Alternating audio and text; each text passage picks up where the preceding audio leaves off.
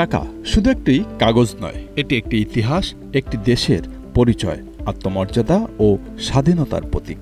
বাংলাদেশের টাকার ইতিহাস, যেখানে রয়েছে উপনিবেশিক শাসনের ছাপ, সংগ্রামের গৌরবগাথা এবং একটি স্বাধীন জাতির অর্থনৈতিক উত্থানের গল্প।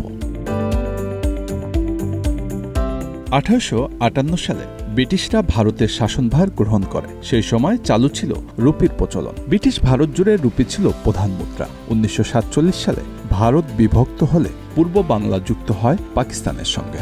তখন থেকেই এই অঞ্চলে প্রচলিত হয় পাকিস্তানি রুপি। পাকিস্তানের মুদ্রায় ছিল উর্দু ও ইংরেজিতে লেখা, বাংলা ভাষার উল্লেখ ছিল না।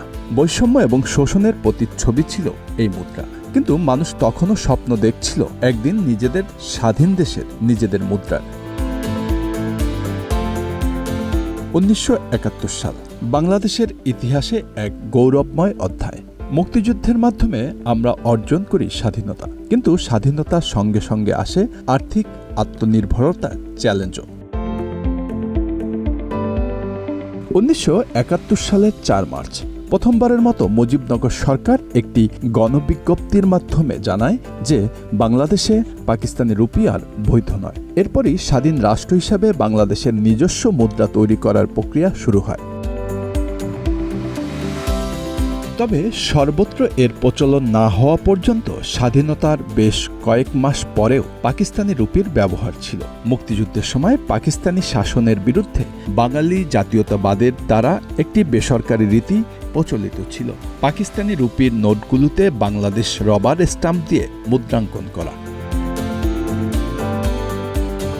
8 জুন 1971 পাকিস্তানি সরকার সমস্ত রাবার স্টাম্প সহ নোটগুলোকে বেআইনি, অবৈধ এবং মূল্যহীন ঘোষণা করে।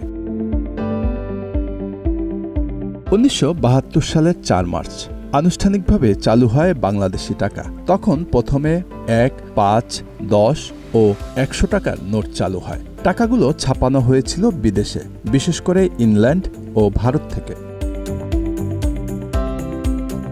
প্রথম টাকাগুলোর ডিজাইনে ছিল জাতীয় প্রতীক, শহীদ মিনার এবং কৃষিভিত্তিক চিত্র।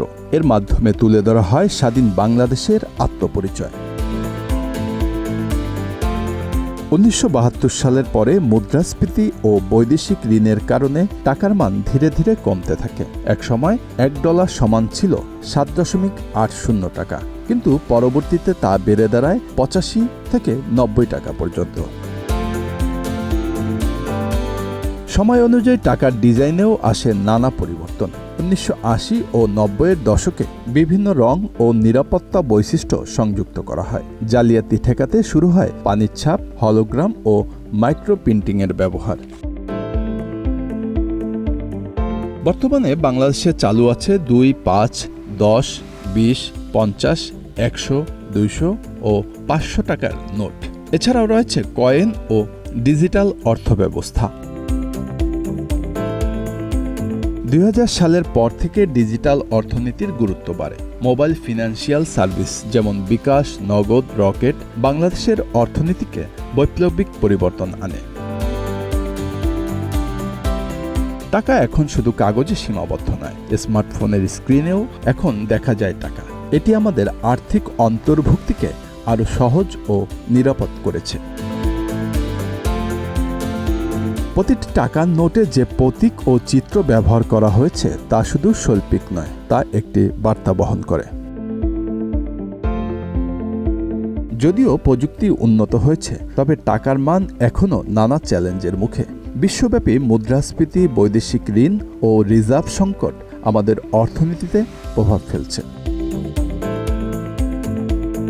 2025 সালের 1 জুন বাংলাদেশের নতুন মুদ্রা থেকে মুছে দেওয়া হয় বঙ্গবন্ধু শেখ মুজিবুর রহমানের ছবি, যেখানে বঙ্গবন্ধুর বদলে জায়গা পেয়েছেন মুসলিম, হিন্দু ও বৌদ্ধ ধর্মীয় স্থাপত্য, ঐতিহাসিক ভাস্কর্য এবং শহীদ মিনার।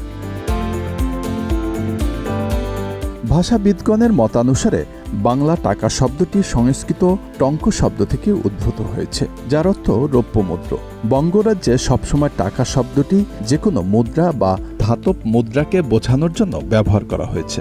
14 শতাব্দীতে ইবনে বতুতা লক্ষ্য করেছিলেন যে বাংলা সালতানাতের লোকজন সোনা এবং রূপার ধাতবকে দিনার না বলে টঙ্ক বলত। Bangla affairs news desk.